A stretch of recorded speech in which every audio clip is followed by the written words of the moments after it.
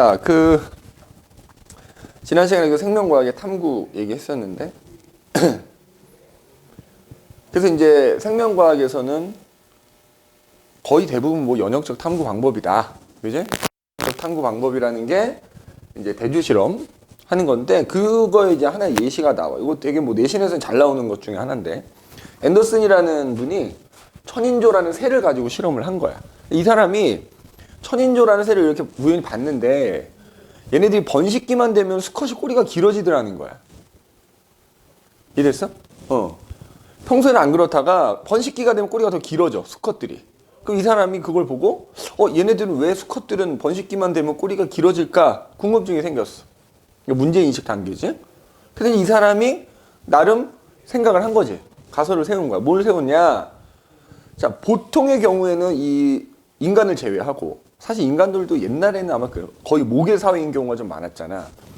번식기 때 암컷이 주란 말이야. 그러니까 뭐 이게 곤충들이나 새다 이런 거 보면은 보통 암컷들이 더 몸집이 좀 큰 경우들이 많지. 암컷이 수컷을 선택하거든.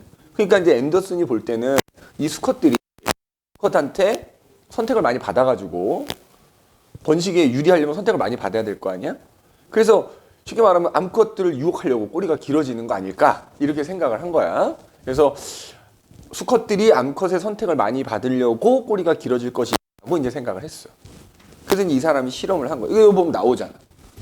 천인조 수컷은 꼬리가 길면 길수록 더 많은 암컷으로부터 선택을 받을 수 있을 것이다라고 이제 가정을 한 거야. 그래서 그거를 확인하기 위해서 이제 이 사람이 실험을 하는 거지. 자, 그래서 어떻게 이제 설계를 했느냐? 천인조가 36마리가 있어. 그걸 4개의 집단으로 이렇게 나눴어. 그지? 그럼 이제 각각 9마리씩 되겠지. 그지? 그런 다음에 걔네들을 이와 같이 처리를 한 거지. 자, A 집단은 그냥 그대로 둔 거야. 자연 상태 천인조 그대로 두고. 두 번째는 걔네들이 원래 꼬리를 잘라버렸어. 그러니까 꼬리의 길이가 짧아진 거지. 그 다음에 C 집단은 얘네들한테서 자른 꼬리를 얘네들한테 갖다 덧붙였어. 그럼 얘네들은 원래보다 어때? 꼬리가 길어지는 셈이지. 그 다음에 D는 꼬리를 잘랐다가 다시 제자리에 붙였어. 그러면 얘네들의 꼬리 길이는 어때? 변함없는 거잖아. 야, 내가 손가락을 잘랐다가 다시 붙이면 내 손가락의 길이 변함없는 거랑 똑같은 거지. 그러면 여기서 말이야. 집단을 A, B, C, D로 나눴는데 우리 이제 대조군, 실험군 있다 그랬잖아. 자, 대조군은 누가 돼야 돼? 아무것도 조작하지 않은 게 대조군이니까 사실은 A지. 근데 이게 좀 틀렸어. 사실 엄밀하게 말하면 여기서 이 실험에서 중요한 건 꼬리의 길이가 기냐 짧냐잖아. 그렇지. 얘도 사실 대조군으로 묶어야 돼. D도 대조군으로 묶어줘야 됩니다. 그래서 A, D가 대조군이고 나머지 꼬리의 길이가 달라진 애들이 실험군이 되는 거지. 그럼 여기서 자, 대조군과 실험군의 차이가 뭐야? 조작변인이라 그랬지. 그러면 이 실험에서 조작변인은 뭐야? 그렇지. 꼬리가 짧아졌느냐, 더 길어졌느냐, 아니면 원래 길이냐, 그지? 그래서 여기서의 조작변이는 꼬리의 길일 것이다. 맞지? 자, 통제변이는 여기 언급되지 않은 애들은 다 통제변, 즉, 선생님이 얘기했지만 실험 환경은 다 통제변인이라 그랬지. 그러니까 예를 들어서 얘네를 4개 집단으로 나눴을 때 얘네들의 건강 상태라든지, 맞지? 이런 것들. 그 다음에 얘네들을 사육하는 환경, 이런 것들은 다 통제변이. 건강 상태라든지. 그 다음에 이제 실험하는 동안에 얘네들이 이제 길러줘야 될 거야. 먹이도 주고 해야 될 거 아니야. 그지? 그런 사육 환경은 통제변인에 해당이 될 거다. 그지? 그러면 이제 이렇게 조작을 했을 때, 대조군과 실험군의 차이를 둬서 이제 실험을 했을 때 나타나는 결과가 있을 거 아니야. 그 결과에 해당되는 게 뭐라고? 종속변인이야. 그러면 이제 이렇게 한 상태에서 암컷을 풀어놨겠지. 그럼 이제 암컷들이 얘네들하고 서로 짝을 맺어서 둥지를 만들고 알을 낳겠지. 맞지? 그래서 그 결과를 관찰해 본 거야. 여기 보면은 나는 이제 암컷을 했다고 표현했는데 여기서 수컷을 풀어준 다음에 어떤 수컷이 암컷에 의해서 더 많이 선택되는지를 나타낸 거야. 그지? 자, 여기 지금 선생님이 그래프를 하나 빼먹었는데 보나 마나야. 그래서 봤더니 어떤 애들이 선택을 많이 받더라는 거야? 꼬리가 더 긴 애들이 선택을 확연히 많이 봤더라는 거지, 그지? 자, 그래서 결과적으로 꼬리가 긴 애들은 선택을 많이 받고 꼬리가 짧은 애들은 선택을 좀 덜 받아. 즉 둥지의 개수가 좀 적단 말이지. 그러니까 그게 종속변이냐. 암컷한테 얼만큼 선택을 받았느냐. 그지? 여기 지금 나오지. 암컷에 의해서 선택된 수컷의 비율. 그래서 결론은 그래서 뭐다? 아, 꼬리가 긴 놈이 암컷 선택을 많이 받는구나. 아, 결국 꼬리가 길수록 암컷. 그러니까 결국엔 그 나온 결론이 뭐랑 동일해. 꼬리가 길수록 암컷의 선택을 더 많이 받을 수 있을 것이다라는 가설과 일치하지? 근데 지난번에도 얘기했지만 네가 공부할 때 푸는 이 실험 문제들은 다 이 결론이 가설하고 일치하는 문제들이 대부분 나오기 때문에 혹시 내신에서는 이렇게 이제 가설에 줄거놓고 비워놓을 수도 있거든. 가설 써라 이렇게 나오면 결론 보고 써주시면 됩니다. 자, 결론을 뭐뭐일 것이다 뭐 이렇게 바꿔주면 그게 가설이 된다라고 생각하면 되는 거야. 자, 밑에 대표 문제. 뭐 예제 문제니까 요거 하나 마무리하고 그 다음 교재로 넘어가도록 합시다. 자, 다음은 검정말에서 광합성이 일어나면 이산화탄소가 소모된다라는 걸 확인하기 위한 탐구 과정의 일부다. 그래서 탐구 설계 및 수행. 자, 자, 일단 이 생명과학의 탐구 파트가 내가 쉽다면 쉽고 어렵다면 어렵다 그랬잖아. 여러 가지니까 배경 지식이 많으면 되게 좋아. 그러니까 광합성에 대해서도 내가 좀 알고 있고 광합성에 필요한 게 뭐고 광합성의 반응물이 뭐고 생성물이 뭐고 등등등등. 그래서 사실 생명과 이 전 범위에 대한 어떤 내용이라고 생각해야 되거든. 그래서 내가 배경 지식이 많으면 되게 쉽고 배경 지식이 좀 부족하면 되게 어려울 수 있어. 자, 광합성이 일어나면 이산화탄소가 소모될 것이다 라는 게 여기선 가설이 되겠지. 맞지? 뭐뭐일 것이다 라고 하면 이게 가설인 거야. 그래서 그걸 확인하려고 이와 같은 실험을 설계를 해서 수행을 했대. 자, 그래서 같은 양의 0.1% 탄산수소 나트륨 수용액이 들어있는 시험관 A와 B에다가 표와 같이 처리를 한 다음에 고무마개로 막고 충분한 시간 동안 햇빛이 잘 비치는 곳에 놓아뒀더니 그 다음에 A와 B의 고무마개를 열고 이제 시간이 한참 지나서 석회수를 넣은 다음에 흔들어 변화를 관찰했대. 자, 석회수는 이산화탄소를 검출하는 애야. 그랬더니만 A는 변화가 없는데 B는 뿌옇게 흐려졌대. 석회수는 이산화탄소와 만나면 뿌옇게 흐려지거든. 그러면 여기서 A 시험관하고 B 시험관 중에 B 시험관은 뭐야? 이산화탄소가 남아 있었단 얘기야. 선생님 이산화탄소 넣어준 적 없지 않냐? 자, 여기 탄산수소 나트륨 있지. 얘가 분해되면서 이산화탄소가 생기거든. 그러니까 이 A 시험관과 B 시험관에다가 탄산수소 나트륨이라는 걸 넣었다는 얘기는 이산화탄소를 넣어줬다는 얘기야. 얘가 분해되면 CO2가 발생하기 때문에 쉽게 말하면 CO2라는 재료를 여기다 넣어주는 셈이야. 자, 그런 다음에 해가 잘 비치는 데다가 충분한 시간 놨어. 그랬더니 시간이 지나서 B에는 이산화탄소가 남아있단 말이야. 야, 그러면은 네가 만약에 이 가설과 일치하는 결론을 얻었다고 치자. 그럼 여기를 어떻게 해줘? 한 놈은 광합성을 해서 이산화탄소를 썼고 한 놈은 광합성을 안 하고 이렇게 돼야 되는 거잖아. 그러면 여기서 기억과 니은의 차이는 뭐야? 얘는 광합성을 해야 되는 거야. 그래야지만 그러니까 이런 거지. 시험관 A하고 B가 이렇게 있으면 똑같이 고무마개로 막고 똑같이 탄산수소 나트륨 넣어. 그 다음에 여기다 검정말이라는 걸 넣어놨을 거 아니야. 여기다 검정말을 넣었단 말이야. 그럼 알다시피 이제 여기 검정말이건 뭐건 여기 식물이 들어있으면 얘네가 광합성을 하면 거기 탄산수소 나트륨 수용액으로부터 이산화탄소를 흡수한단 말이야. 그러면 광합성을 한 애는 나중에 이 안에 이산화탄소가 없어야 되는 거고 광합성을 안 했다면 여기 이산화탄소가 그대로 남아있어야 되는 거거든. 근데 지금 보니까 B가 뿌옇게 흐려진 것으로 봐 여기에는 CO2가 남아있는 거지. 그러면 요 B 시험관은 광합성을 안 해야 되는 거야. 똑같이 만들어줬는데 똑같이 검정말 넣어주고 탄산수소 나트륨 CO2 넣어줬는데 얘는 광합성을 안 해야 되는 거고 얘는 광합성을 해야 되는 거야. 맞아? 그러면 야 똑같이 해가 잘 드는 창가에다 얘네 둘을 두는데 얘는 광합성을 해야 되고 얘는 안 해야 되면 얘는 어떻게 해야 돼? 은박지로 씌워버리면 돼. 그래서 결국 빛을 차단해버리면 이 안에 들어있는 검정말이라는 식물은 소위 말해 세포호흡만 하거든. 밤이니까. 따지면 얘 입장에서 밤이 되는 거니까. 그지? 그런 차이가 지금 여기 기억하고 니은의 차이다라는 걸 찾아내야 되는 거야. 자, 이 탐구 과정의 결과를 얻기 위한, 그지? 기억과 니은으로 적절한 거. 야, 일단 봐. 둘 다 뭐는 들어있어야 된다? 검정말은 들어있어야 되는데 얘만 광합성이 안 일어나게 해주면 되는 거지. 그지? 그러면 결국 여기서는 2번이다 라는 걸 찾아낼 수 있겠지. 그지?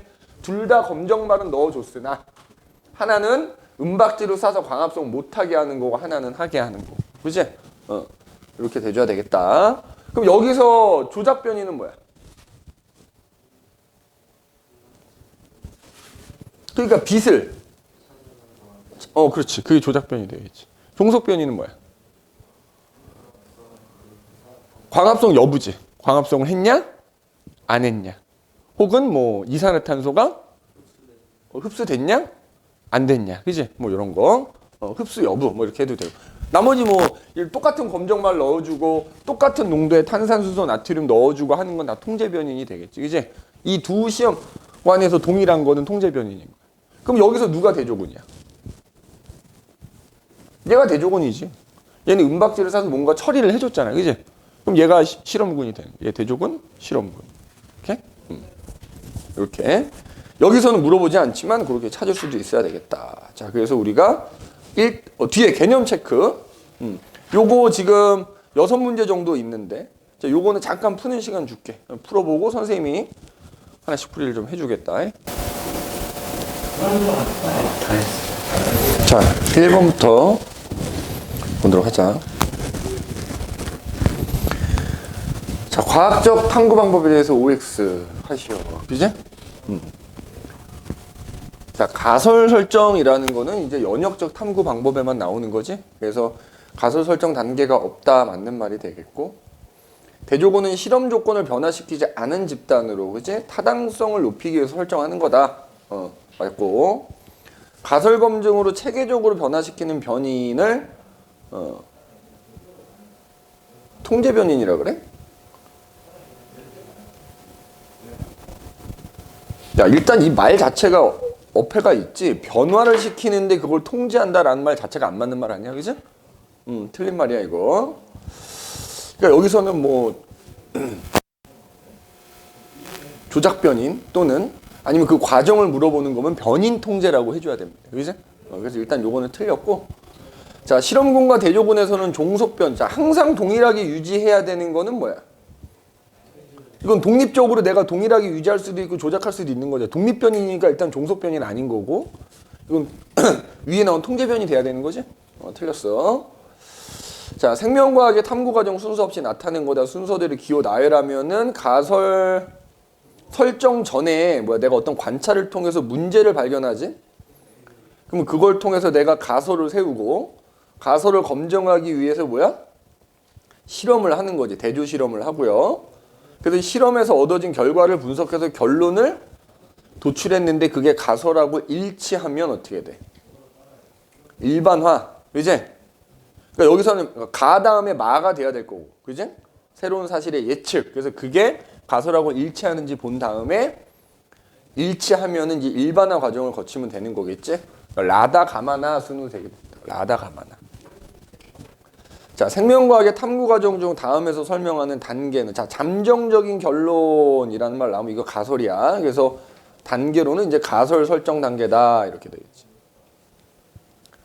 자, 영희의 실험을 나타낸 것이다. OX 해봐라. 영희는 세균 A에서 우유가 상한다는 것, 뭐뭐 하는 것, 이게 그럼 저게 뭐야? 가설이라고 보면 돼. 그래서 세균 A에 의해서 우유가 상할 것이다 라는 가설을 이제 세운 거야. 따지면. 그리고 확인하려고, 자, 완전히 멸균된, 그러니까 애초에 균이 없는 거야. 그 우유를 2개를 준비해. 그래서 거기다 기억에만 세균 A를 넣었대. 그리고 니은은 그냥 냅뒀대.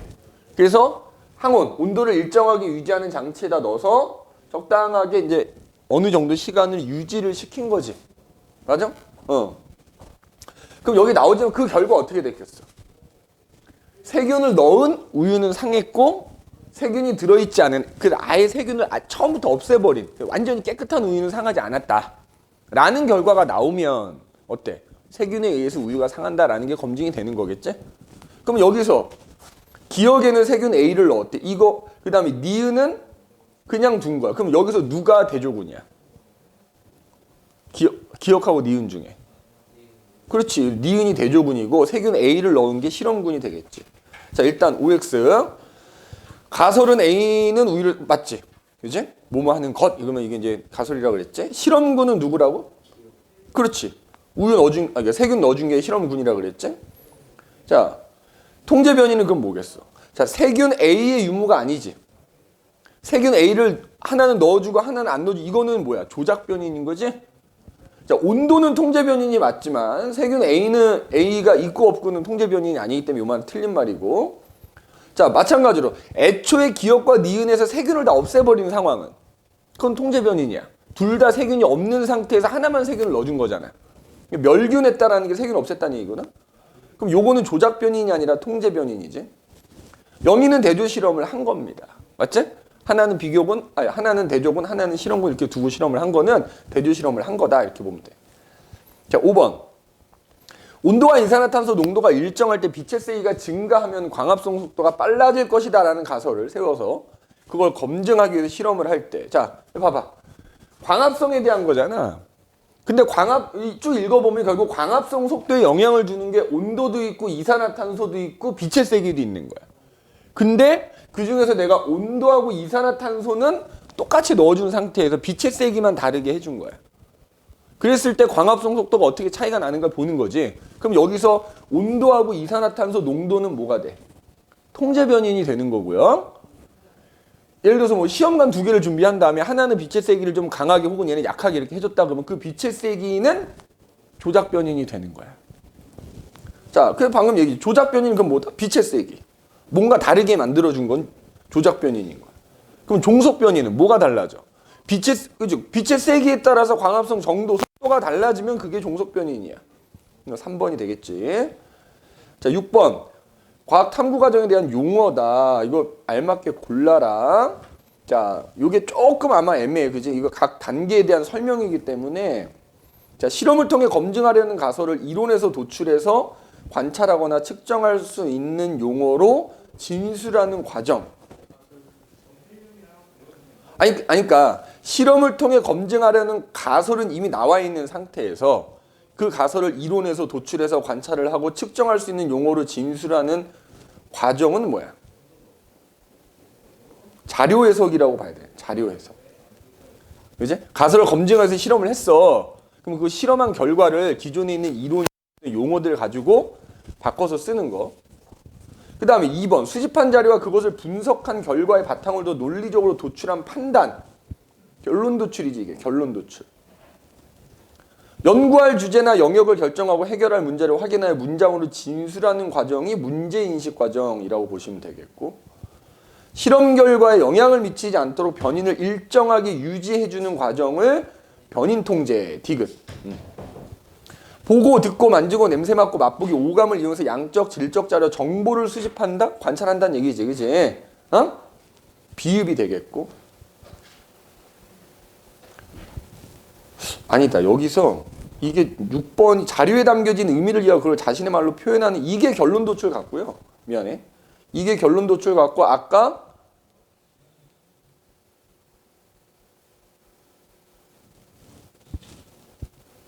2번에서 수집한 자료와 그것을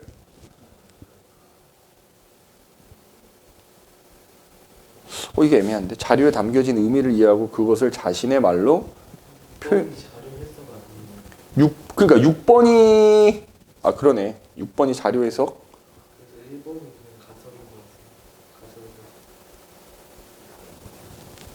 그러네. 맞지? 가설 설정. 그렇지. 요게 니은으로 보는 게 맞을 것 같고. 미안하다. 나도 헷갈리네. 6번이 자료 해석. 그지? 6번이 자료 해석이 돼야 되겠네. 리을. 리을이 돼야 되겠다. 오케이. 그럼 되겠지? 그러니까 이게 내신에서 이렇게 이 각 단계를 이렇게 설명한 문장이 나오면 엄청 헷갈려. 이거 나도 헷갈리잖아, 지금. 그지? 자, 그 다음에 뒤에 뭐 개념하기 문제는 못 풀었다고 하니까 이건 다음 시간에 좀 꼭 풀어와야 돼. 꼭 풀어올 수 있도록 하시고, 오늘 나눠준 2번 교재를 이제 지난주 그냥 1단원 다 끝낸 거고요. 오늘부터 이제 단원 후 2단원 얘기를 좀 해보도록 합시다. 2단원. 2단원 얘기를 좀 할게.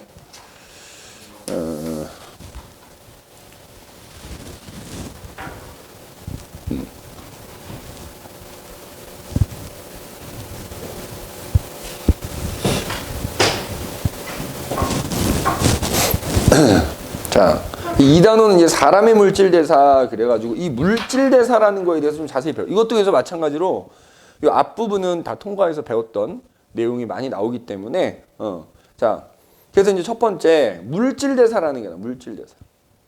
자, 이거는 우리 1학년 때 통과 때도 배웠죠. 이제 자, 생명체 안에서 일어나는 이게 중요해. 일종의 화학 반응이야. 화학적 변화, 화학 반응인데 그게 어디서?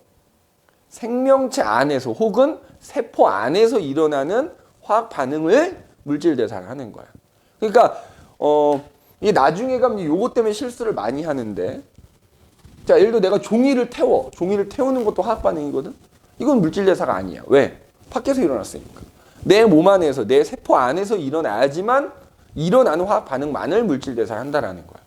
이게 은근히 나중에 막 섞어서 내면 실수 많이 해요. 조심해야 돼.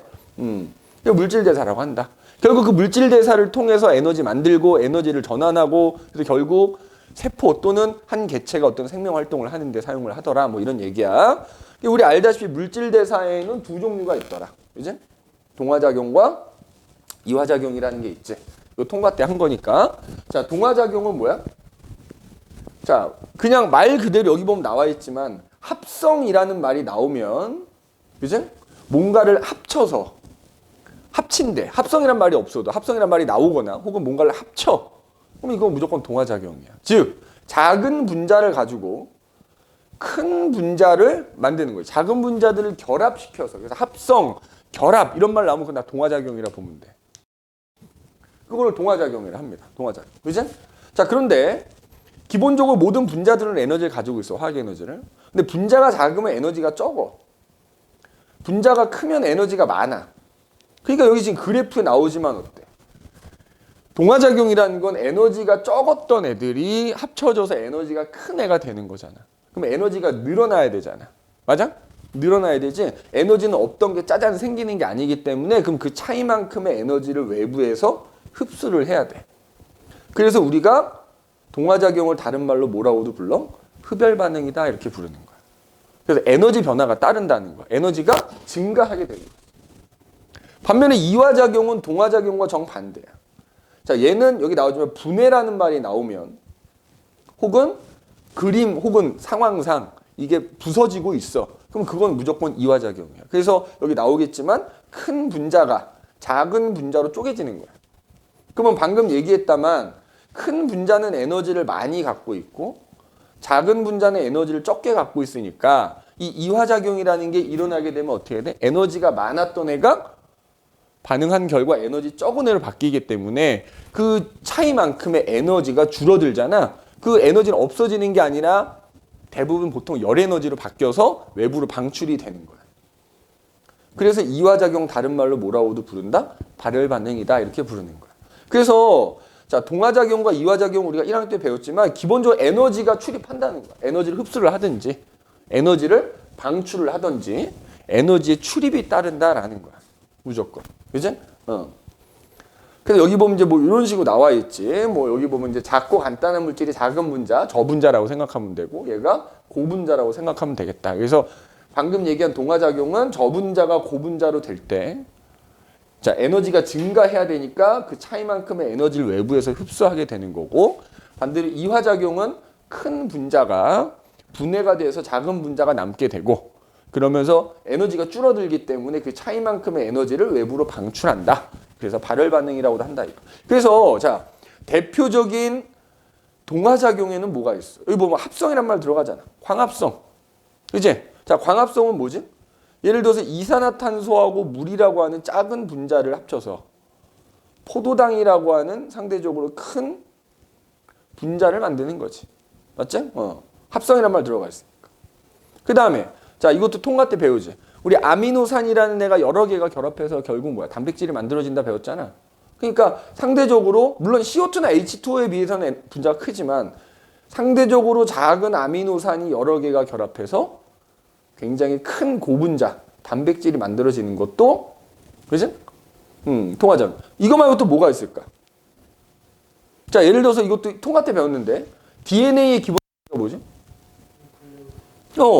그러면 예를 들어서 뉴클레오타이드라는 상대적으로 작은 분자가 결합돼서 굉장히 큰 DNA나 혹은 RNA가 만들어지는 것도 어때? 이것도 동화작용이야. 그래서 우리 세포 안에서 DNA나 혹은 뭐 DNA가 복제되고 RNA가 만들어지고 하는 것들은 다 이것도 동화작용이야. 이거 말고도 많지. 뭐 예를 들자면은 그 식물의 경우에는 광합성을 해서 만든 포도당을 녹말로 바꾸거든. 그럼 포도당 분자가 수백 개, 수천 개가 결합하면 녹말이 돼. 그것도 뭐야? 포도당을 녹말로 전환한다. 이러면 그것도 동화작용이야. 포도당 분자 수백 개가 결합해서 녹말이 되는 거니까. 동물의 경우에는 포도당을 수백 개를 결합시켜서 글리코젠이라는 걸 만들거든. 그것도 동화작용이에요. 굉장히 많습니다. 꼭 합성이란 말이 안 들어가더라도, 여긴 지금 합성이란 말을 써놨지만 안 들어가더라도 합쳐져서 큰 놈이 된다. 그러면 이건 무조건 동화작용이다. 자, 그 다음에 이화작용이 뭐가 있어? 광합성 나오면 세트로 항상 따라 나오는 거 있지. 세포호흡. 그지?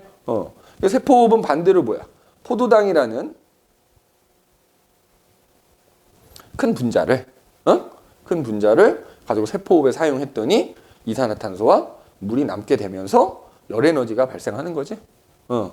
대표적인 이화작용이고. 그 다음에 우리가 음식을 먹어서 음식에 들어있는 소위 말하는 영양소를 흡수하려면 그게 크기가 너무 크기 때문에 분해를 해야 돼. 자, 음식이 잘게 부서지는 거는 이화작용일까 아닐까? 그러니까 소화가 두 가지가 있잖아. 기계적 소화가 있고 화학적 소화가 있거든. 기계적 소화는 음식이 부서지는 거잖아.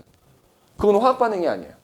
그건 물질대사 아니야. 그러니까 소화 중에서도 소화효소라는 녀석에 의해서 음식에 들어있던 단백질이라는 큰 분자가 아미노산 분해되고 지방이라는 큰 분자가 지방산과 글리세롤을 분해되고 녹말이 포도당으로 분해되고 하는 것들이 이화작용이래. 화학적으로 분자가 달라져야 돼. 그지? 분자가 달라져야 돼. 뭐 이런 것들. 그지? 이화작용. 근데 여기서 이제 조심해야 되는 게 항상 세포호흡이랑 묶어서 나오는 것 중에 뒤에 나오겠지만 연소가 있어요, 연소. 연소도 무조건은 아니지만 뭐 예를 들어 포도당을 연소시킨다 보통 많이 나오거든. 그럼 포도당에 불 붙여서 태운다는 얘기야. 이거 이화작용 아닙니다. 알겠어? 그런데 예를 들어서 우리가 일상생활 하다 보면 특히 운동하면서 너 지금 뭐하냐? 나 달리기 하면서 지방 태우고 있어. 이거는 이화작용이 아니야. 맞지? 그러니까 같은 연소라는 표현이지만, 그제? 그러니까 사실은 지방을 태운다라는 게 우리가 그렇게 표현을 하는 것뿐이지 실제로는 지방이 분해되는 거잖아, 그제? 그거는 이화작용이 맞아. 그러니까 같은 연소라는 표현이 나와도 상황을 좀 보란 얘기야. 이게 몸 밖에서 뭐 불 붙여서 태우는 연소인지 아니면 우리가 그냥 몸 안에서 지방이 분해되는 걸 연소라고 표현을 하는 건지를 좀 구분하라고.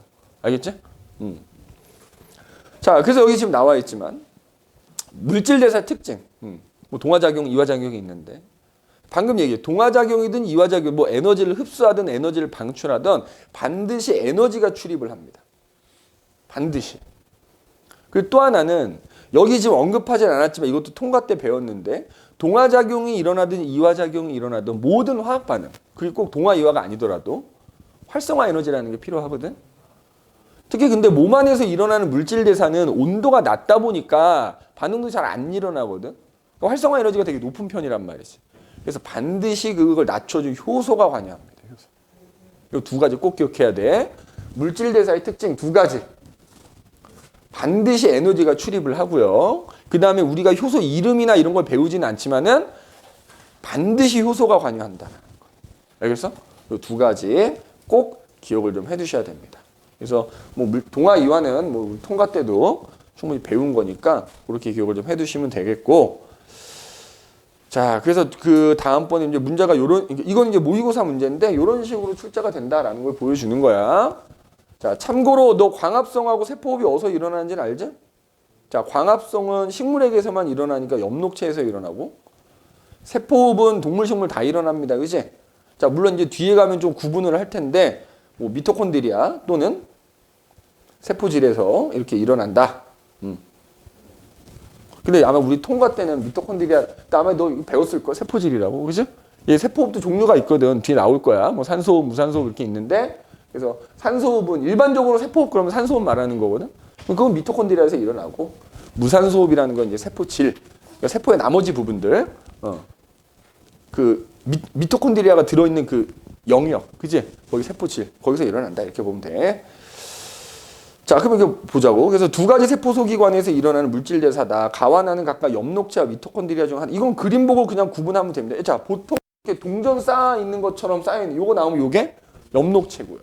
안에가 쭈글쭈글 주름져 있는 거는 미토콘드리아야. 얘가 엽록체고 미토콘드리아지.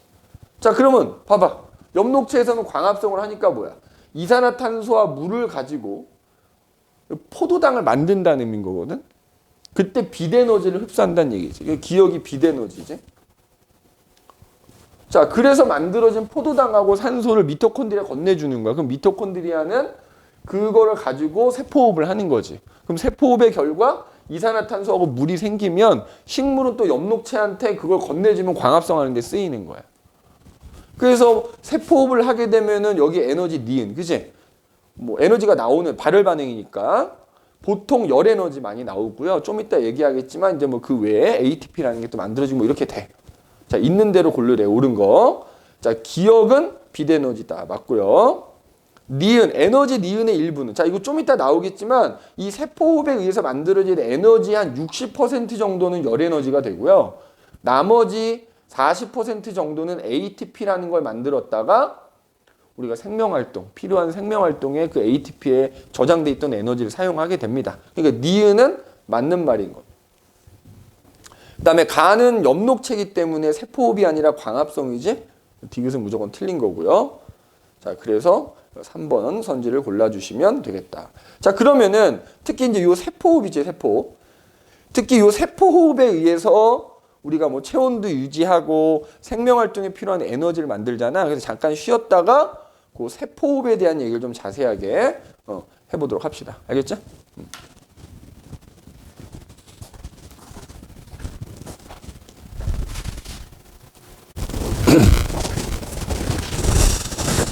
자, 그래서 이제 여기 세포호흡에 대한 얘기를 좀 자세하게 합시다. 자, 일단 세포호흡의 화학 반응식은 무조건 알고 있어야 되거든. 그지? 자, 일단 세포호흡. 여기 그냥 있는 거 여기다 쓸게.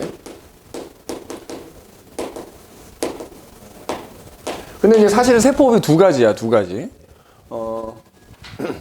두 가지에서 이제 산소호흡이라는 게 있어. 그러니까 포도당을 분해를 하는 거야. 분해를 해서 이제 에너지를 만드는 게 세포호흡인데, 자, 일반적으로 별다른 얘기 없이 세포호흡, 그럼 요 산소호흡을 말하는 거야, 산소호흡. 즉, 포도당이라는 영양분을 산소를 이용해서 분해한다 이런 뜻이거든. 그래서 요 지금 여기 장소 미토콘드리아라고 나와 있잖아. 이 산소호흡이 일어나는 장소가 미토콘드리아야. 세포 안에 있는 미토콘드리아에서 산소호흡이 일어납니다. 자, 반응식을 쓰면, 자, 포도당이 C6, H12, O6 뭐 이렇게 되잖아, 그지? 일반적으로 그냥 뭐 얘가 산소와 반응을 해서 CO2와 H2O가 이렇게 분해돼서 만들어지는 거. 물론 개수를 쓰면은 여기다 6이 되지. 뭐 이제 나중에 학교에서는 여기에 물이 또 들어가, 사실은. 여기서 6H2에 여기 12H2 이렇게 되거든? 그거 그냥 없애버리면 여기 6H2만 남으니까 그냥 이렇게 요약해서 이렇게 쓴 거야. 자, 이렇게 되고 이러면서 이제 에너지가 발생해, 에너지. 이게 산소호흡이야. 우리가 일반적으로 말하는 세포호흡은 다 산소호흡인 거야. 그럼 이때 만들어지는 요 에너지. 요 에너지가, 아까도 얘기했지만 한 60% 정도는 열 에너지야, 열 에너지. 그죠? 열 에너지. 자, 이 열 에너지 어디에 쓰겠어? 자, 내 몸의 체온이 항상 36.5도 수준으로 유지가 되는 거. 체온 유지에 쓰는 거죠. 왜냐면 열 에너지는 다 빠져나가잖아. 그치? 그러니까 아깝잖아. 그러니까 체온 유지에 쓰는 거야, 체온 유지. 체온 유지. 참고로, 너 화학하냐? 어디서 들어, 화학? 아직 안 들어, 방학 때? 공부해야 되는데? 아무튼, 이제 그 화학에서 몰이라는 개념을 배워. 자, 포도당 1몰. 그러니까 포도당 분자 한 개는 사실 굉장히 작잖아요. 그러니까 걔네들 묶음. 우리가 연필 한 자루가 있지만 연필 12자루 묶어서 뭐 한 다스 뭐 이렇게 표현하잖아. 그것처럼 1몰이라는 개수만큼을 산소호흡에 사용을 하잖아. 총 얻을 수 있는 에너지가 한 686kcal 된다 그래. 686kcal. 그 중에 한 60% 정도가 열 에너지인 거고, 나머지 약 40% 정도에 해당되는 에너지는 이제 ATP라는 분자를 만들어 놓습니다. ATP. 여기에 이제 이 40% 저장을 해놓는 셈인 거야. 그래서 저장을 했다가 이제 우리가 뭐 지금 좀 선생님이 목소리를 낸다든지 아니면 우리 일반적으로 어떤 생명 활동을 할 때 필요한 에너지를 이 ATP로부터 얻게 되는 거야. 산소호흡을 하면 ATP라는 분자가 만들어진다. 그러니까 뭐 구체적으로 이게 얼마 요거까지는 나중에 내신 때 하면 돼. 그냥 지금은 ATP가 만들어진다 정도로만 기억을 하고. 그런데 우리 세포 안에서 말이야. 세포 안에서 산소가 충분할 땐 산소호흡을 하는 거야. 그런데 산소가 부족한 상황이 생기거나 혹은 과도한 에너지가 필요할 때는 소위 말하는 무산소호흡이 일어나. 무산소호흡. 즉 산소 없이 그냥 포도당을 바로 분해해버리는 거야. 자, 이 무산소호흡이 일어나는 장소는 이제 세포질이라고 해요. 세포질. 세포질이 어딘지를 알지? 자, 우리가 세포가 이렇게 있으면은 핵이 있을 거 아니야? 핵을 제외한 나머지 부분을 세포질이라 그래. 그러니까 이 미토콘드리아라는 애도 세포질 안에 들어있는 셈인 건데, 얘는 이제 미토콘드리아 내부에서 일어난다는 뜻이고, 얘는 세포질에서 일어나. 그래서 얘도 반응식으로 쓰면, 자, 포도당을 말이야. 그냥 분해하는 거야, 그냥. 미안합니다. 그냥 분해하면은 중요한 건 산소를 이용해서 분해하잖아? 그럼 이때 산소호흡은 이게 완전히 분해된다고 표현해. 완전히 분해. 완전히 분해되면서 결국 얘네들만 생기고 에너지가 발생하는데, 무산소호흡은 이게 완전히 분해가 안 돼. 그러다 보니까 분해가 안 되고 남는 애가 생겨. 남는 애가 생겨. 그러면서 이제 어떤 애가 남느냐에 따라 좀 달라지긴 한데, 이산화탄소도 생기고 뭐 물도 경우에 따라 생기고 이렇게 돼. 그러면서 이때도 에너지가 발생하긴 해. 근데 이때는 얘가 남아있는 것만큼의 에너지가 줄어들겠지. 발생하는 에너지가 좀 적어. 이때도 물론 ATP라는 게 생기긴 합니다. ATP라는 에너지가 생기긴 하는데, 같은 양의 포도당을 가지고 호흡을 하더라도 이때 생긴 ATP가 훨씬 더 많아. 뭐 포도당, 네가 몰이라는 걸 안 배웠기 때문에 1몰당 얘는 뭐 34몰이 생기면 얘는 2몰이 생기고 요 정도밖에 안 되거든. 생기긴 생겨. 이게 뭐 때문에? 그러니까 적게 생겨. 왜? 얘가 남으니까. 분해가 안 되고 얘가 남아서. 근데 이제 이게 조금씩 달라. 예를 들어서 우리 몸 안에서 내가 격한 운동을 하면 근육에서 이제 무산소호흡도 하거든. 그러면 그때는 뭐가 생기냐면 중간 산물로 젖산이라는 게 좀 생겨. 젖산. 그게 근육에 쌓여. 그러면 그 다음날 소위 말하는 근육이 알배겼다라고 표현하는 게 이 젖산이 생기는 거야. 젖산이 근육에 쌓이면서 근육이 땡기고 아픈 거야. 그 다음에 예를 들어 효모 같은 애들 있거든. 효모. 아까 효모 얘기했었잖아. 효모라는 단세포 생물인데 걔는 산소가 충분할 땐 산소호흡을 하는 애야. 근데 효모를 놓고 내가 산소 차단해버리면 효모는 영양분을 공급하면 무산소호흡을 해버려. 그럼 그때는 뭐가 생기냐면 우리가 이른바 에탄올이라는 알코올이 생겨. 알코올. 그래서 일부러 효모 넣고 쌀 넣고 밀봉해버리면은 그 효모가 쌀에 있는 영양분 무산소호흡하면서 에탄올이 생겨서 그거 모아서 술 만들기도 하고 이러는 거예요. 에탄올이 생겨요. 그래서 중간산물이 젖산이 생기냐 에탄올이 생기냐에 따라서 이제 이산화탄소와 물 중에 생기는 게 좀 달라지긴 합니다. 아무튼 이런 중간산물이 남기 때문에 에너지가 만들어지긴 하지만 산소호흡에 비해서는 좀 적게 만들어진다.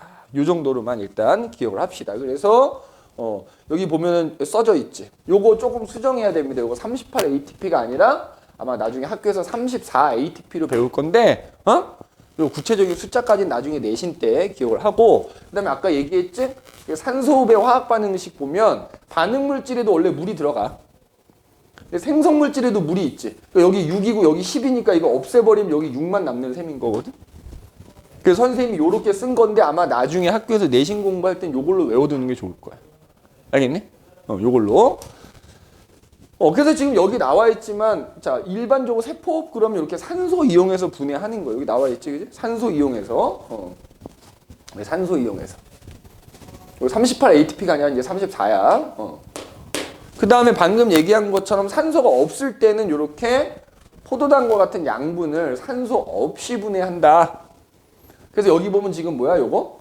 요게 이른바 중간 산물이 생긴 건데 지금 요 경우는 요 에탄올이 생긴 경우를 표현을 해놓은 겁니다. 요게 에탄올이거든. 그래서 중간 산물로 에탄올이 만들어질 때는 물은 안 생기고 이산화탄소만 생기는 거지. 그지? 물은 안 생기고. 그래서 뭐 경우에 따라서 여기 뭐 저것도 있거든. 뭐 아세트산이 생기는 경우도 있는데, 하여튼 뭐 중간 산물이 뭐가 생기느냐에 따라서 생성되는 이산화탄소와 물은 좀 다를 수 있다. 그래서 에탄올이 생성될 때는 이렇게 이산화탄소가 생성이 되지만, 뭐 예를 들어 젖산이 생성될 때 또 좀 이산화탄소가 생성이 안 되고 뭐 이렇게 되기 때문에 그건 나중에 학교 이제 내신 설명하는 거에 따라서 이제 외워두시면 되고요. 이때도 ATP가 생기긴 생기지만 아까 얘기했듯이 예를 들어서 똑같은 1몰만큼의 포도당을 갖고 했을 때 얘가 34몰이 생길 때 얘는 2몰 정도밖에 안 생긴다라는 거예요. 그래서 에너지가 굉장히 적게 생기긴 한다. 그러나 생기긴 생긴다. 근데 이거지, 내가 예를 들어서 운동을 막 격하게 하다 보면 처음에는 이걸로 에너지 만들지만 에너지가 산소가 부족해지면 어떻게 돼? 그땐 무산소호흡 해야지. 그래서 에너지 보충해야지. 그지? 이런 개념이다 라고 생각하면 됩니다. 그래서 세포호흡은 크게 산소호흡과 무산소호흡 이렇게 두 가지가 있고, 뭐 특별한 언급 없이 세포호흡 그러면 사실은 뭐 이제 얘를 보통 지칭하는 경우가 대부분이다. 이렇게 봐주시면 되겠다. 응? 그래서 여기 보면 이제 산소호흡과 무산소호흡의 비교를 해서 나와 있죠. 이거 그냥 그래프로 표현을 한 거야. 자, 그래서 산소호흡은 이렇게 보면 어때? 포도당을 가지고 산소를 이용해서 분해하는 거다. 그래서 마찬가지로 이제 여러 단계 걸쳐서 일어나긴 하지만 어쨌든 이렇게 ATP가 굉장히 많이 생긴다. 그래서 최종적으로는 이제 이산화탄소와 물이 남는다. 그러나 그래서 결과적으로는 봐봐, 포도당이 완전히 분해됐다 이렇게 표현하거든요. 완전히 분해됐다. 그런데 방금 얘기했지만 무산소 호흡은 포도당이 어때? 분해가 되긴 되는데 산소 없이 분해하다 보니까 분해가 안 되고 남는 애가 있는 거야. 그래서 여기 보면 불완전 분해가 된다, 불완전 산화가 된다 이렇게 표현하는 거지. 그러다 보니까 에너지가 발생하더라도 그 양이 굉장히 적더라. 적더라라고 하는 거야. 자, 그래서 그 일어나는 장소는 어떻게 된다고? 자, 여기 보면 선생님 산소호흡은 미토콘드리아라고 했지만 사실 주로 미토콘드리아잖아. 그러니까 사실 산소호흡은 미토콘드리아와 세포질에 걸쳐서 두 군데에서 다 일어나거든, 이게 같이. 그래서 주로 미토콘드리아라고 써놓은 거고, 무산소호흡은 세포질에서만 일어난다 이렇게 보시면 되고요. 알겠니? 그리고 자, 여기 보면 에너지 효율이라는 건 뭐냐면 이거야. 얘도 그렇고 이 포도당 1몰이라는 놈을 가지고 만들 수 있는 총 에너지는 686인데 그때 생성되는 ATP 가지고 따져보면은 ATP의 비율이 한 40% 정도 차지한다는 얘기지만 얘는 아까 소량이라 그랬지. 비율로 따지면 2% 정도밖에 안 된다는 얘기입니다. 자, 그 다음에 여기 이제 보면은 이제 보통 대부분 이제 세포호흡 그러면 요 산소호흡을 지칭한다 그랬잖아. 산소호흡이 있어. 자, 그러면 근데 예를 들어서 내가 포도당 하얀색 가루야. 포도당 가루에다가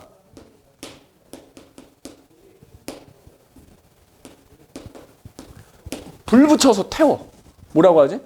연소라고 하잖아, 연소. 맞아? 그 우리가 뭐 포도당을 태우든 종이를 태우든 나무를 태우든 연소는 무조건 그 물질이, 내가 태우는 물질이 산소와 반응하는 거야. 그러면 내가 포도당에 불 붙여서 태울 때도 어때? 똑같은 반응이 일어난다는 거야. 그 뭐야? 세포호흡하고 산소호흡하고. 그러면 자, 얘네 둘이 반응하게 되면 결국 얘도 똑같이 탄소, 수소 갖고 있기 때문에 동일하게 이산화탄소와 물이 생긴다는 얘기야. 그 다음에 우리 알다시피 불 붙여서 태우면 열 발생하잖아. 이때도 에너지가 발생한다는 얘기입니다. 자, 그러니까 우리 몸 안에서 일어나는 산소 호흡이나 연소나 반응식으로 보면 똑같다는 얘기야. 여기 물론 이제 여기 6 써야지. 반응식으로 보면 똑같다는 얘기야. 그리고 둘 다 뭐야? 에너지가 발생하는 둘 다 발열 반응이라는 거야. 다만 차이는 이제 여기에 있는 거죠. 이 발생하는 에너지. 자, 그래서 그거를 지금 그 다음에 아까 얘기했어. 자, 얘는 이제 세포 안에서 일어나기 때문에 아까 얘기했지만 물질 대사라 그랬지. 요 꼭 명심해야 돼. 포도당에 불 붙여서 태우는 연소는 뭐가 아니다? 동하고 이하고 따질 것 없이 물질 대사가 아니다라는 거 일단. 다만 화학 반응식 놓고 보면 그 반응 과정이 동일하기 때문에 지금 비교를 하는 거야. 자, 그럼 봐봐. 공통점이 어떻게 돼? 얘하고 얘의 공통점. 반응물이 똑같아. 맞지? 둘 다 일단 산소가 필요한 거야. 그 다음에 둘 다 생성물도 똑같지. 둘 다 이산화탄소와 물이 생긴다는 거. 둘 다 에너지가 발생한다는 거. 여기 지금 나와 있죠. 공통점. 세포호흡이나 연소나 둘 다 산소와 반응한다. 그리고 둘 다 물과 이산화탄소가 생긴다. 자, 둘 다 에너지가 생긴다. 그 다음에 요것도 있어. 야, 그 만약에 같은 양의 포도당이 반응을 했다라고 하면 발생하는 에너지의 총량은 어떨까? 에너지 보존 법칙에 따르면 같은 양의 포도당이기 때문에 발생하는 에너지 총량은 똑같아야 되는 거야. 알겠어? 그러니까 여기다가 공통점에다가 하나 더 쓰자면 에너지가 생성되는 것도 생성되는 거지만 같은 양의 포도당이라면 발생하는 에너지의 총량도 똑같다는 거야. 똑같다는 거야. 다만 똑같이 686을 만들 수 있지만 알다시피 연소는 어때? 이제 좀 이따 밑에 차이점에다 그 에너지를 굳이 어디다 뭐 저장 이럴 필요가 없지. 그걸 한꺼번에 다 방출하는 것뿐이야. 다만 지금 여기 써놨지만 세포호흡은 어때? 일부는 열 에너지로 나가지만 일부는 저장했다가 조금씩 내보내지. 생각해봐. 내 몸에 있는 수많은 세포들이 동시에 세포호흡을 하고 있을 텐데 걔네가 동시에 모든 에너지를 연소마냥 한꺼번에 방출한다 그러면 내 몸은 활활 타고 있어야지. 맞아? 그런 차이가 있어. 총량은 또한. 그러니까 686은 똑같은데 이걸 한 방에 내보내느냐 여러 번에 걸쳐. 이거 밑에 나오잖아. 자, 그래서 일단 총량은 동일한 거야. 그럼 이제 중요한 건 차이점이야. 봐봐. 자, 세포호흡은 우리 몸 안에서 일어나는 거기 때문에 어때? 반응하는 온도가 어떠니? 네, 낮어. 37도 정도 부근이란 말이야. 그러면 알다시피 이것도 화학 반응이기 때문에 화학 반응은 온도가 높을수록 어때? 반응이 잘 일어나는 거야. 근데 자, 37도 정도 되는 낮은 온도에서 반응이 일어나기 때문에 반응이 잘 안 일어나니까 그 반응이 빠르게 일어나게 하기 위해서 뭐가 필요해? 촉매 역할을 해주는 효소가 필요한 거야. 반면에 연소는 생각해봐. 야, 내가 손으로 종이 비빈다고 해서 종이가 타지 않잖아. 보통 발화점이라는 온도가 필요하지. 400도 이상이 돼야 되거든. 그러니까 일단 연소 반응이 일어났다라고 하면 걔는 400도 이상 되는 온도에서 지금 반응이 일어나고 있는 거야. 그러니까 온도가 매우 높은 온도에서 반응이 일어나기 때문에 굳이 다른 거 없어도 반응이 굉장히 빠르게 일어납니다. 그래서 세포호흡과는 달리 촉매 역할하는 게 필요하지 않다. 방금 얘기했지. 그래서 반응 속도가 되게 체온 정도 되는 온도에서 반응이 일어나기 때문에 반응 속도가 느려서 그걸 좀 빠르게 일어나게 하려고 촉매가 필요한 거고, 연소는 이미 충분하게 높은 온도에서 반응이 일어나기 때문에 반응이 매우 빠르게 일어난다. 그렇기 때문에 촉매가 필요 없는 거다. 그 다음에 아까 얘기했지. 그래서 둘 다 에너지가 만들어지긴 하지만 그 총량은 또 같긴 하지만 연소는 저장하고 나발이고 필요 없이 그냥 그걸 무조건 한꺼번에 방출한다는 얘기야. 그래서 우리 항상 뭐 종이도 그렇고 뭐 이렇게 불 붙여서 타는 애들 보면 빛과 열이 굉장히 많이 나잖아. 그게 에너지를 한꺼번에 방출하기 때문에 그런 거야. 반면에 세포호흡은 어떻다고? 일단 열 에너지가 나가는 것도 나가는 거지. 얘를 만들어 둔다고. ATP라는 애를. ATP라는 애를 만들어 놨다가 필요할 때 에너지가 조금씩 나가게 되는 거야. 조금씩. 그래서 세포호흡은 그 686이라는 에너지를 여러 번에 걸쳐서 조금씩 내보낸다. 그러나 연소는 그럴 필요가 없다. 그래서 한꺼번에 그 에너지를 다 내보내는 거다. 그래서 우리가 알다시피 빛과 열이 나면서 타게 되는 거다. 그지? 근데 여기 보면 지금 그림에서 야 지금 여기 포도당의 크기를 똑같이 그려놨잖아요. 그치? 같은 양의 포도당이라면 얘 봐봐. 여기서 이 계단의 높이만큼이 뭐라고 생각하면 돼? 그렇지. 요 에너지 총 그러니까 얘네 에너지 총량은 지금 서로 같지. 다만 그거를 한 방에 내보내느냐 여러 번에 걸쳐서 조금씩 내보내느냐의 차이만 있더라 이거야. 그래서 화학 반응식 비슷하다. 세포과 연소는 비슷한데 이제 공통점이 뭐가 있고 차이점이 뭐가 있는지 꼭 기억해야 되고 특히 연소는 무조건 물질 대사가 아니다라는 걸 꼭 이렇게 이게 얘기해줘도 이거 나중에 실수해요. 물질 대사가 아니다라는 거 꼭 기억을 좀 해두셔야 됩니다. 자, 그럼 그 다음 페이지에 가보시면 뭐 이제 탐구활동 그래서 그 효모라는 애가 세포합하는 거에 대한 실험 얘기가 나오는데 요거 자 효모의 세포호흡 결과 발생한 이산화탄소. 자 효모라는 애는 뭐 한다고? 얘는 세포호흡을 얘도 이제 단세포 생물이니까 얘도 에너지 얻으려면은 세포호흡을 해야 되는데 효모라는 애는 산소가 충분할 때는 뭐 한다고? 산소호흡을 하는 거야. 근데 뭐야? 산소가 부족할 때는 뭐 한다? 무산소호흡을 하는 거야. 자, 그래서 그 실험을 해보는 거야. 자, 여기 보면은 자 효모가 세포호흡하는데 필요한 재료가 이제 포도당, 당이야, 당. 예. 그래서 당이 들어있는 근데 당 함량이 다른 거죠. 어떤 애는 당이 좀 많고 어떤 애는 적고 어떤 애는 좀 더 적고 세 개를 준비한대. 15ml씩 넣어놓은 다음에 거기다 전부 효모액을 15ml씩 넣었대. 그런 다음에 이런 식으로 이제 장치를 한 거야. 요 이제 끝에가 막혀져서 이게 맹관부라고 하는데 요런 애를 세 개를 준비해. 그러니까 뭐 예를 들어서 우리가 포도주스다라고 하면은 뭐 5%짜리 포도주스 하나, 10%짜리 하나, 뭐 15%짜리 하나 이렇게 세 개 준비한 다음에 거기다 똑같이 효모액을 넣어줘. 효모가 들어있는 용액을 넣어준단 말이야. 그런 다음에 여기 이렇게 막아. 자, 여기를 막으면 이제 여기 산소가 기포가 발생하고 뭐 이런 걸 차단하는 거야. 그래서 여기는 지금 그 당이 들어있는 음료하고 효모가 들어있는 액을 같이 이제 넣어준 거야. 그럼 처음에는 여기까지 꽉 차 있어. 처음에 꽉 차 있다고. 그러다가 이렇게 넣어준 상태에서 꽉 차 있다가 시간이 지나면 어떻게 되는 여기 꽉 차 있던 게 얘가 점점 이렇게 내려와.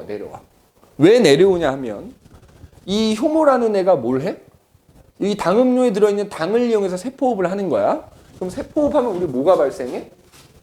이산화탄소가 발생하지? 그러니까 여기까지 채워져 있다가 이산화탄소가 발생하고 뽀글뽀글 기포가 발생하면서 얘가 여기 채워지면 그거만큼 이 수면이 쭉 낮아지는 거야. 자, 그래서 여기에 이제 뭔가 그러니까 일단 이산화탄소라는 걸 모르는 상태에서 이렇게 넣었더니 처음에 여기까지 꽉 채워놨는데 뭔가 뽀글뽀글 기포가 발생하면서 기포가 여기에 모이면서 이 수면이 점점 낮아졌단 말이야. 그럼 이제 네가 뭘 확인해야 돼? 여기에 모인 기체가 뭔지를 확인을 해야 되겠지? 그 확인을 하려고 나중에 어떻게 하냐면 이제 솜으로 막은 걸 빼고 여기다가 수산화칼륨이라는 용액을 넣어줘. 여기다 수산화칼륨 용액을 넣어주는 거야, 스포이드로. 그럼 이 수산화칼륨 용액은 어떤 특징이 있냐면 이산화탄소를 흡수하는 성질이 있어. 그러니까 만약에 여기 뽀글뽀글 기포가 발생해서 모인 기체가 이산화탄소라면 내가 여기다가 이제 수산화칼륨 용액을 넣잖아? 그럼 어떻게 되냐면 여기에 모여있는 기체가 만약에 이산화탄소라면 여기 이제 수산화칼륨 용액이 섞였으니까 얘가 여기 녹아. 이산화탄소가 이렇게 녹아.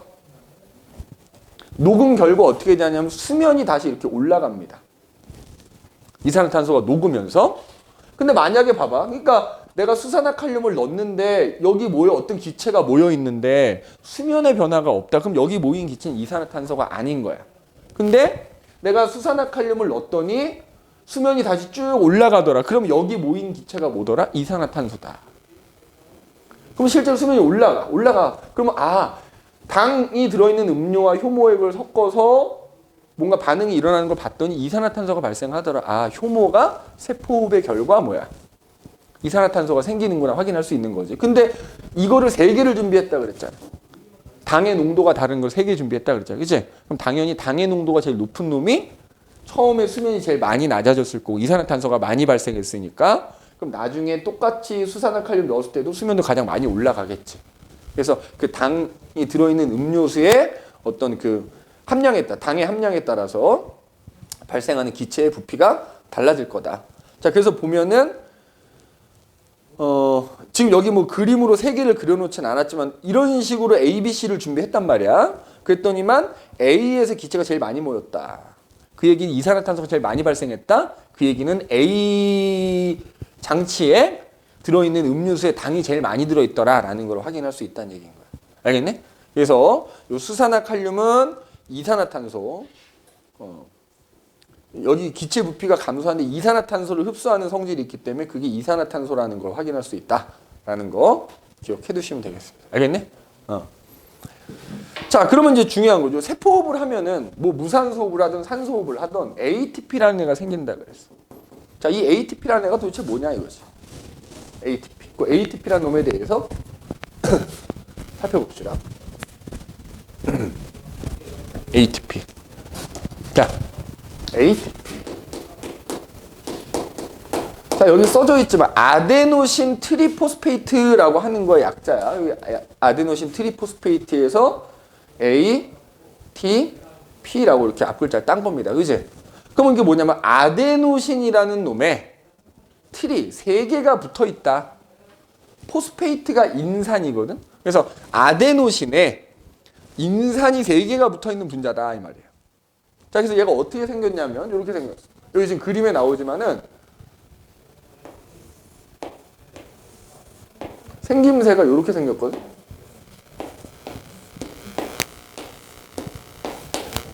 여기 지금 뭐 이렇게 고리 모양으로 2개가 돼 있는 건데 그냥 이렇게 그냥 그릴게. 자, 요 전체가 ATP 분자 하나인 거야. 그래서 보면은 가운데에는 당이 있어, 당. 당이라고 하는 애. 그지? 요 놈만 놓으면 뭐야? 요 놈만 놓고 보면. 요거 탄수화물이지? 우리 당자가 들어가는 애는 다 탄수화물이야. 근데 얘는 어떤 당이냐면 리보스라는 당이야. 자, 이거 어디서 많이 봤지? 어디서 봤어? 그렇지. RNA의 뉴클레오타이드를 이루는 당이 리보스거든. 자, 거기에 인산이라는 애가 이렇게 지금 3개가 붙어 있는 거야. 그 다음에 이쪽에는 마찬가지로 염기가 들어있는데 염기 중에서도 아데닌이라는 염기가 이렇게 달려있어. 그러니까 지금 딱 얘만 이렇게만 놓고 보면 요거 뭐 뉴클레오타이드지? 그거랑 비슷하게 생겼어. 근데 이때 자 여기서 요 리보스라는 당하고 아데닌이라고 하는 요 부분 있죠, 요 부분.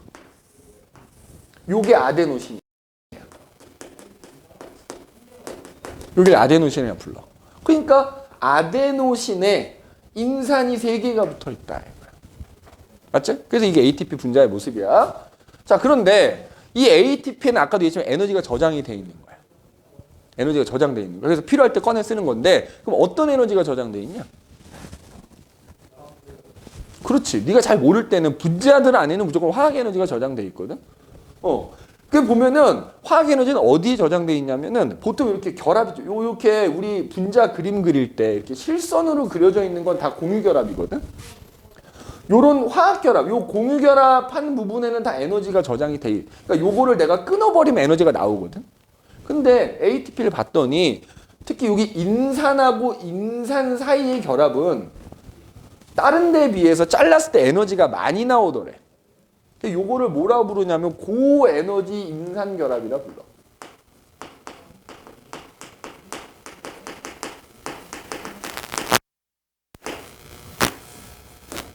자, 그러니까 ATP 한 분자 안에는 고에너지 인산 결합이 몇 개가 있는 거야?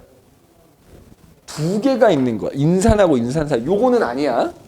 헷갈리면 안 돼. 고에너지 인산 결합이 2개가 있어. 그래서 이렇게 ATP를 만들어 놨다가 나중에 요 고에너지 여기를 하나 끊어버려. 그러면 이제 인산만 하나 남고 나머지 인산 2개가 붙어 있는 애가 남게 되겠지? 그러면서 요때 에너지가 나와. 에너지가 얼마가 나오냐면은 자, 요거 한 개 갖고 얘기하진 않고 이렇게 ATP라는 분자가 1몰계만큼이 있을 때 그 1몰계에서 전부 이렇게 인산을 하나 떼어내면 토탈 7.3 킬로칼로리 만큼의 에너지가 나옵니다. 그러면 자, 요걸 요렇게 쓸 수도 있어. ATP라는 애가 지금 있었단 말이야. 근데 거기서 내가 요걸 하나 잘라냈지. 그럼 요 인산이 하나 떨어져 나왔지. 그리고는 인산 두 개가 붙어 있는 데가 남지. 요거 ADP라고 합니다. ADP. 아데노신 다이포스페이트 이렇게 얘기하거든. 두 개가 인산이 두 개가 붙어 있는 애다. 그러면서 이제 떨어져 나온 인산이 이렇게 하나가 이렇게 있는 거야. 그래서 지금 이렇게 된 거죠. 이렇게 되면서 어떻게 된다고? 에너지가 나온다. 얼마? 1몰당 7.3kcal입니다. 알겠니? 자, 그럼 요거 물질 대사야 아니야? 동화야 이화야? 분해했잖아. 이화야. 알겠어? 이화야. 근데 이 반대 과정도 일어날 수 있어. 반대 과정도. 반대로 얘와 얘를 합쳐서 ATP를 만들기도 하거든. 자, 그럼 이제 이렇게 물어봐. 요거 1번이라고 할게. 요 기억이라고 할게. 요 니은이라고 하자. 자, 미토콘드리아에서 니은이 일어난다. 맞아, 틀려?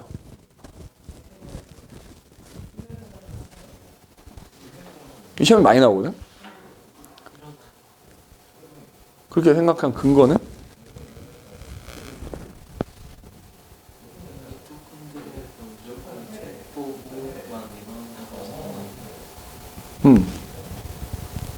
그러니까 무슨 얘기냐면, 좋은 대답이야.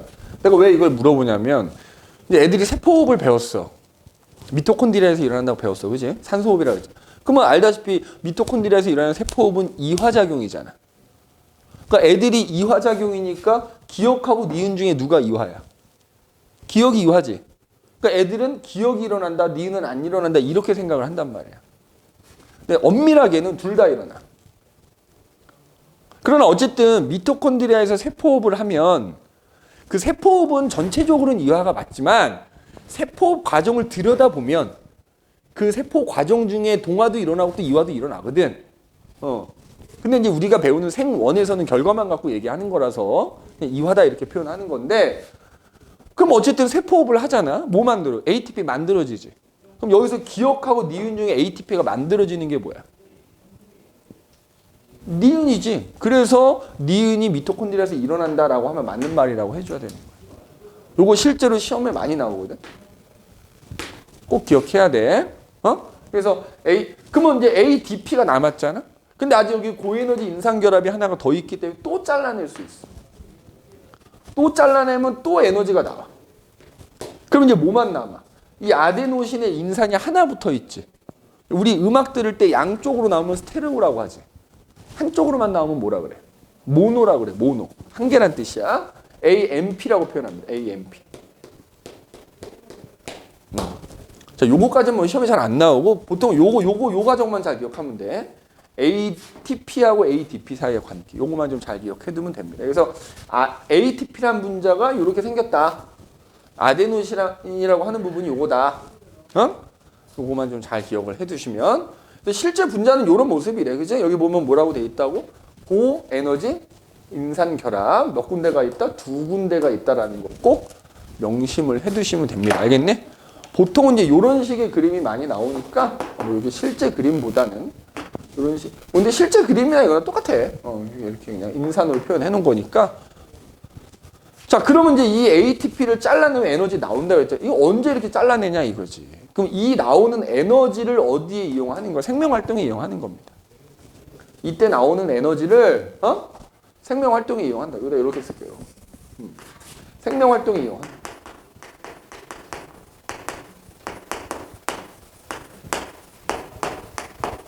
뭐 예를 들자면 뭐가 있지? 자, 내가 지금 열심히 뭐 하고 있어? 소리 내잖아. 발성. 소리 내는 게 발성이래. 발성. 에너지 필요한 거야. 그지? 자, 그 다음에 네가 열심히 지금 뭐 하고 있니? 공부하고 있지 않니? 우리 공부 되게 열심히 하면 배고파. 에너지 되게 많이 쓰이는 거야. 그러니까 이런 두뇌 활동. 그 다음에 기본적으로 우리 운동해야 되잖아. 그치? 운동하려면 뭐 움직여야 돼? 근육 움직여야 되지. 꼭 운동이 아니더라도 내가 이렇게 걸어 다니고 뭐 하려면 운동해야 근육 써야 되잖아. 그럼 근수축이라고 하거든. 근육이 수축하는 근수축 운동. 근수축 운동. 그 다음에 이게 뭐 사람만 생명활동하는 건 아닐 거 아니야. 예를 들어서 반딧불이 같은 애들은 궁뎅이에서 반짝반짝 빛나지 않니? 그러면 그건 뭐야? 이 ATP, 걔도 ATP 만든단 말이야, 세포호흡에서. 그러면 거기 만들었다가 그 ATP에 있는 에너지를 빛 에너지로 바꿔서 빛을 내는 거지, 발광. 그 다음에 전기뱀장어 같은 애들은 어때? 지 몸을 지키기 위해서 막 전기 흘려보내잖아. 그럼 걔도 세포호흡에 의해서 ATP 만들어 놨다가 거기 저장된 에너지를 전기 에너지로 바꿔서 전류 흘려보내, 발전. 뭐 등등등. 이런 여러 가지 생명 활동에 이용이 된다라는 거예요. 모든 생명체들이 이렇게 세포호흡을 통해서 ATP 만든 다음에 거기 저장되어 있는 거 에너지가 그거를 다른 에너지로 저장해서 여러 가지 생명 활동에 이용한다 이거지. 자, 에너지 전환 관계도 써볼까? 자, 우리가 말하고 노래하고 소리 내는 거는 뭐야? 자, ATP는 무조건 화학 에너지가 저장됐다 그랬지? 그 저장된 화학 에너지를 뭘로 바꾼 거? 소리 에너지로 바꾼 거야. 맞지? 자, 그 다음에 내가 근육을 움직이는 거는 마찬가지로 ATP 저장된 화학 에너지를, 맞지? 근육 움직이는 거 무슨 기계적 에너지 혹은 운동 에너지 이런 걸로 바꾼 거야. 자, 발광. 지랄 발광이 아니라 뭐 빛을 내는 거라 그랬지? 그러니까 반딧불이 같은 애들은 ATP에 저장된 화학 에너지를 빛 에너지로 바꿔서 이용을 하는 거지. 물론 네가 기본적으로 에너지라는 거에 대해서 좀 배웠겠지만 에너지가 전환될 때는 당연히 일분 열 에너지 또 빠져나가는 거지. 발전도 마찬가지지. ATP에 저장된 화학 에너지를 이제 주도 이제 전기 에너지로 바꾸는 거고 1분 또 열 에너지 빠져나가고 이렇게 되는 거지. 그지? 그래서 모든 에너지는 이제 최종적으로 다 열 에너지로 빠져나가기 때문에 계속 에너지를 만들어내야 되는 거고 그래서 세포호흡이 끊임없이 또 일어나는 거다. 그래서 지금 요 그림은 지금 선생님이 얘기했던 요거라고 생각하시면 되고요. 자, 그래서 여기 보면 이제 에너지 이용 나오지? 자, 여기서 봐봐. 포도당과 산소를 이용해서 세포호흡을 하면 에너지가 발생하는데 그 중에 한 60% 정도는 열 에너지라 그랬고, 그지? 자, 여기다 쓰면은 옮겨갈 수가 없으니까 지금 칠판에 설명 다 한 거야. 한 60% 정도는 열 에너지로 되고, 그지? 일부는 뭘 만든 한 40%에 해당되는 거는 ATP를 만들어 놨다가 그 고에너지 임상결합이 에너지가 저장돼 있는데 에너지가 필요할 때는 그걸 잘라내서 나오는 에너지를 가지고 여러 종류의 에너지로 이제 바꿔서 사용을 하게 된다. 그제? 지금 여기에 지금 설명하지 않은 것 중에 뭐 물질 합성 뭐 이런 거 있잖아. 예를 들어서 아까 얘기했지만 세포들이 DNA 만들려면 어떻게 해야 돼? 동화작용 해야 되잖아. 동화작용하면 뭐야? 에너지 필요하잖아. 그렇잖아. 뉴클레오타이드는 에너지가 적고 그렇게 만들어진 DNA 에너지가 많으니까 얘네 결합시켜서 DNA 만들려면 에너지 흡수해야 되는데 그 에너지가 ATP에서 오는 거야. 그런 식으로 물질 합성하는 거. 그 다음에 반딧불이가 빛을 내는 거, 뱀장어가 전기 흘려보내는 거, 우리가 근육 운동하는 거. 그 다음에 능동수송은 뭐냐면 우리 몸 안에 있는 세포들 사이에 물질들이 왔다 갔다 해야 되잖아. 왔다 갔다 할 때 능동수송이라는 방법에서 왔다 갔다 하는 경우가 있거든. 그러니까 확산 알죠, 확산. 자, 물질들이 이동할 때 확산은 그 물질이 많은 데서 적은 데로 이동하는 거거든. 에너지가 필요하지 않은 거야. 근데 반대로 물질이 이동할 때 적은 쪽에서 많은 쪽으로 보내야 되는 경우도 있어. 그걸 능동수송이라고 하는데 그럼 이때는 생각해봐. 네가 빗면 따라 올라가려면 힘들잖아. 에너지 필요하다는 거지. 그럴 때 물질을 이동시켜야 되는데 능동수송이라는 방법을 이동시킬 때는 또 에너지가 필요하거든. 그 에너지는 ATP에서 갖다 쓴다 이거지. 그래서 이렇게 여러 가지 생명 활동에 ATP가 사용이 된다라는 거 기억을 좀 해두시면 좋겠다 하는 얘기입니다. 자, 그래서 우리가 이제 물질 대사라는 거에 대해서 좀 살펴봤고 그 뒤에 보면 이제 개념 체크가 나오는데 요거는 잠깐 쉬었다 합시다. 선생님 잠깐 화장실도 좀 갔다 와야 되니까 잠깐 쉬었다가 요거 이어서 하도록 할게요.